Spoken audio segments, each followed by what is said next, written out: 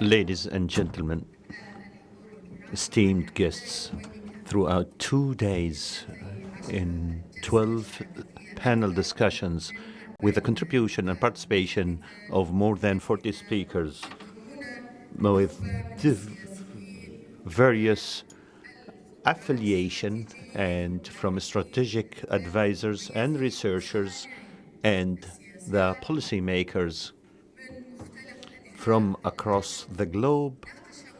The Abu Dhabi strategic dialogue debate under the slogan of the illusion of stability, world influx, that challenges that enhance the instability in the region, on the Middle East, and in the world. And at the end of each debate, I will summarize the key takeaways and the key issues that have been presented during the 11th conference. The keynote speech delivered by His Excellency Dr. Anwar Gorgash said that the comprehensive strategic partnership that adopted by the UAE is a key, an indicator on the importance of having a more interconnected world and more prosperous world.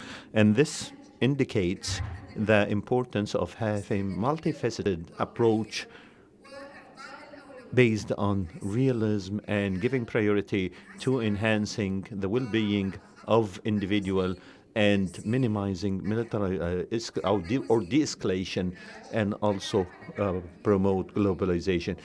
He also encouraged for multilateral Arabic work, and also warned against the impact of militia on national states and institutions, as it is an inevitable danger, and we cannot be lenient with such a threat. And the first session, when we talk about the world, we agreed that we are in front of a question about the future of the international regime. There is no simple answer. It's a world in unprecedented turbulence, and we can say it's a post-Cold War world, where militarization race or military race is a true fact, and also reformation of alliances. Some argued that there are always misconceptions for the USA being looked at as a dominating power, but they are trying to put or set rules to facilitate competition without trying or attempting to draw or dictate the outcomes that will end up in their benefit. Others argued that the Americans and the Europeans, they want to be the ones to set the rules, and at the same time they implement double standards, and they keep building barriers instead of bridges, particularly in the confrontation with China. And this will never succeed in the international landscape. And the third point of view said that the international regime need root reformation and major change. It is not only about a desire for the USA to dominate and dictate the rules, but China also started to implement the imperial policies, and also wants to dominate and dictate the rules. The second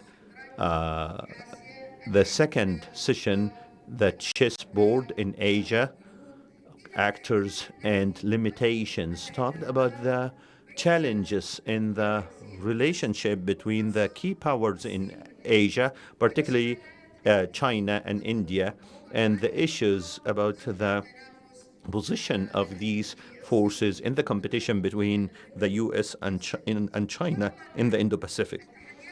In addition to the challenges emanating from the return of President Trump and the ambiguity of his policies in the second term in the White House. And participant reiterated saying that the states in the region and also the USA do not want to involve in wars, and the policy of the U.S. towards Taiwan and China will determine the geopolitical landscape in Asia, but the impact that is equally important will be for the nature and the range of the relationships between the largest Asian powers, India and China. The third session, the third panel about the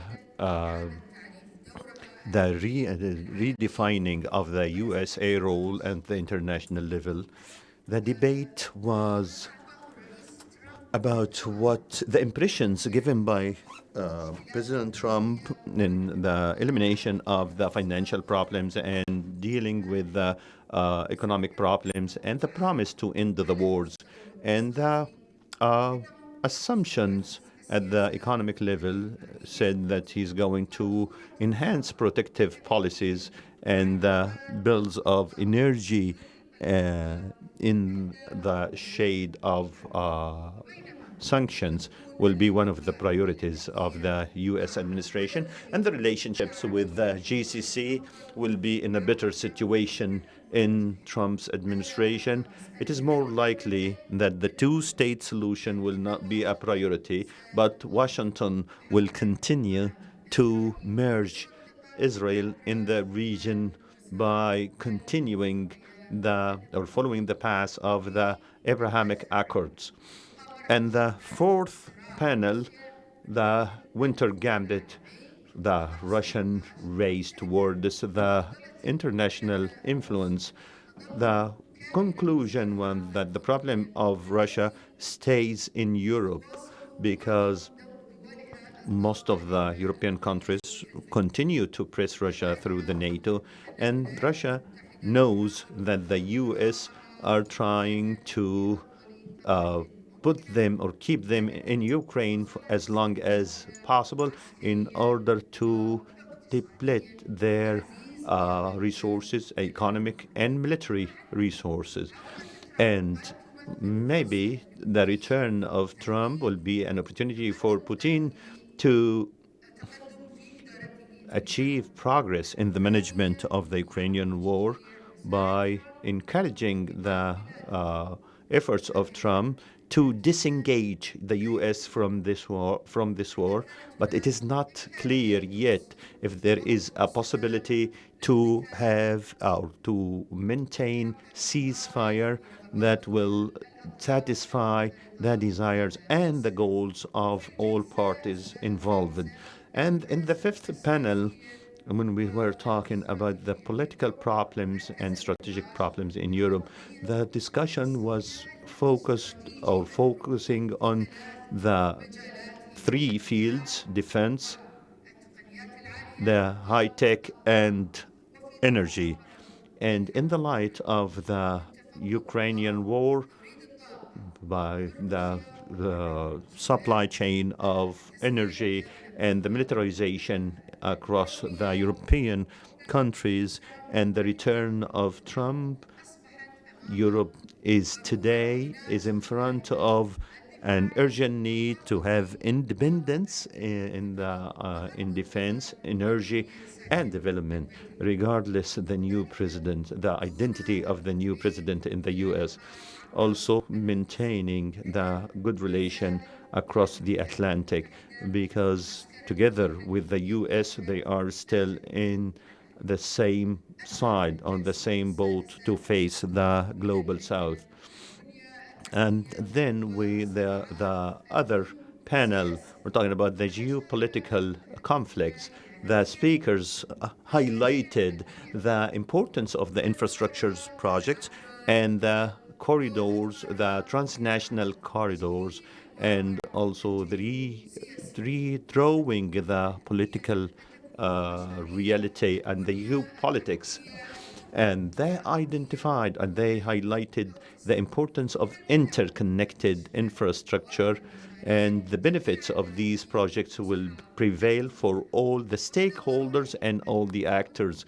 And it is very important to enhance stability, not to deteriorate or to escalate the geopolitical conflict.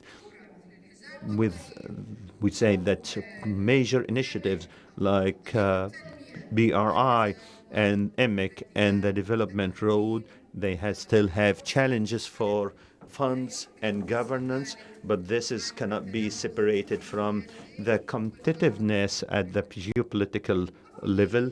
And at the seventh panel, the conflict for homogeny in maritime, the speakers highlighted the importance, highlighted the competition between U.S. and China and the policies of maritime homogeny among these two or between these two powers, not only in the Indo-Pacific but also in the GCC, in the Middle East and North Africa, which poses this region in a threat of militarization and polarization with the two polars and the competition for the resources and assets and maritime investment. And when we are talking about the enhancement of the supply chain and the protection of the maritime routes, it is widely seen that the maritime security is facing real threats. And what the escalation that happened in the Red Sea and took place in the Red Sea proved that success in addressing these threats is not only through military tools, but there must be other tools like diplomacy in order to solve conflicts and have secured new security arrangements at the regional level.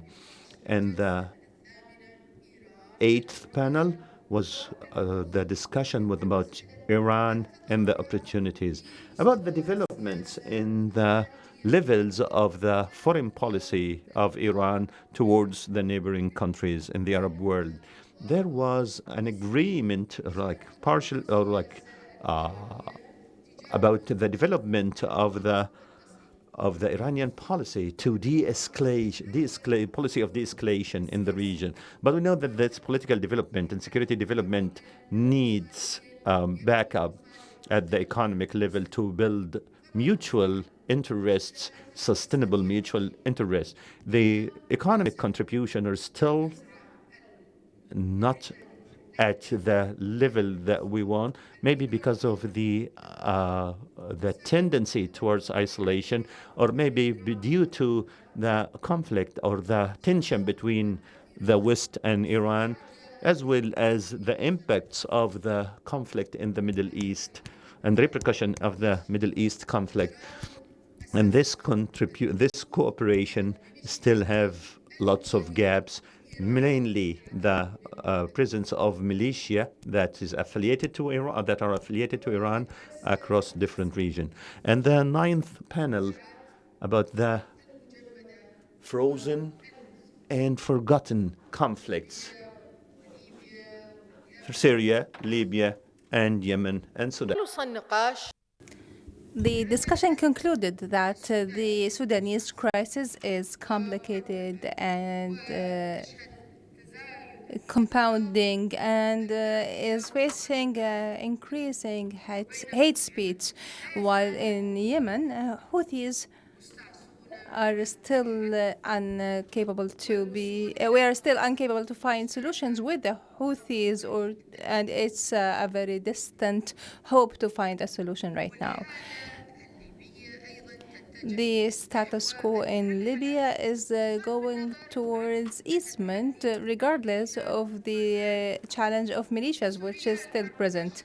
In Syria, the active war has ended years ago, but without this leading to any stability or settlement, there are more than one Syria within Syria. In the 10th session about the future foresight and the leadership of the UAE, the UAE Minister of Foreign Trade, His Excellency Dr. Thani Zioudi, talked about UAE's involvement in international platforms such as BRICS and G20, being a part of the United Arab Emirates policy for economic diversification and not relying solely on traditional partners, reiterating that the United Arab Emirates is continuing to get involved in all initiatives and international corridor projects, and that the presence of the UAE in BRICS is a purely economic issue. His Excellency noted that the United Arab Emirates is focusing on the service sector, not only the goods sector, and this is an important part of the UAE economic agreements, as the United Arab Emirates is or comes 12th globally in the service sector, which is a sector that enhances the soft power of the United Arab Emirates by expanding the presence of the UAE partnerships globally and regionally. The panel discussion number 11 discussed the war in Gaza and the Middle East and the conflict on the regional order and the implications of the Gaza war on the regional order. Participants have reiterated that the human cost and the widespread destroying of infrastructure will be one of the most important implications on the region societies. And while the war has led to derailing the normalization efforts in the region, the most serious impact is that it has strengthened the conflict dynamics between Iran and Israel. Speakers in the panel pointed out that in order for us to build a more stable and prosperous order in the region, we have to come up with a settlement in the Palestinian issue that is based on the two-state solution. In light of the 12th and last panel discussion on the future of the Palestinian state, tracks, options, and challenges, and after more than 1 year of the October 7th, 2023, and the Israeli war in the Gaza Strip, the future of the Palestinian state is witnessing a critical stage right now, and the region is also facing a choice between seeking the two-state solution or the one-state solution, and both of these options have obstacles, challenges, as well as potential for deep changes. And the absence of the implementable solution is still persisting, as the Israeli government is still seeking to undermine the basics of this solution. All this would mean that the conflict will continue and the activity of settlement will increase. And this would mean more pressure and more disruptions without any guarantees for Palestinians to be receiving their national rights, in addition to discussing the issue of reforming the Palestinian Authority and allowing the circulation of authority within the current Palestinian Authority. This, ladies and gentlemen, was a quick overview of some of the points that were discussed in the panels of the 11th Abu Dhabi strategic debate, including insights and discussions and issues related to the transformations and trends that enhance the current flux and instability in the world, and specifically in the Middle East region. The panel discussions have shed light on a lot of aspects, but at the same time, they posed a lot of questions that need more research and discussion, and that open more tracks for discussion in the future. In conclusion, I would like to thank everyone, all our speakers who have, and also our attendees who have shared their opinions and perspectives. Also, I would like to thank moderators who exerted great efforts in providing us with valuable insights on these panel discussions. Also, I would like to express my gratitude and thanks to every and each one of the guests and invitees who have graced our event with their presence. Again, I would like to thank His Excellency Dr. Anwar Gargash, the diplomatic advisor to His Highness, the UAE President Sheikh Mohammed bin Zayed Al Nahyan, who has honored us with presenting the keynote address of this forum. Also, I would like to express my appreciation and thanks to all the media outlets who have covered the panels and sessions of this debate.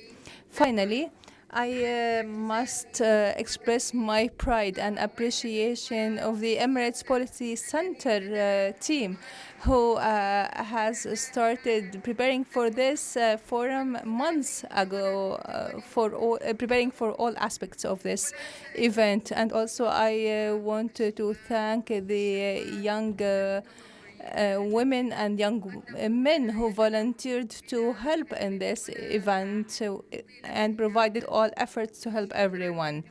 Thank you for your participation and for your interaction. And I hope to see you all again in the next edition of the Abu Dhabi Strategic Debate next year in our beautiful capital, Abu Dhabi. Until then, I wish everyone all success and a safe journey home to those who are leaving UAE, and success and prosperity to everyone. And thank you, everyone.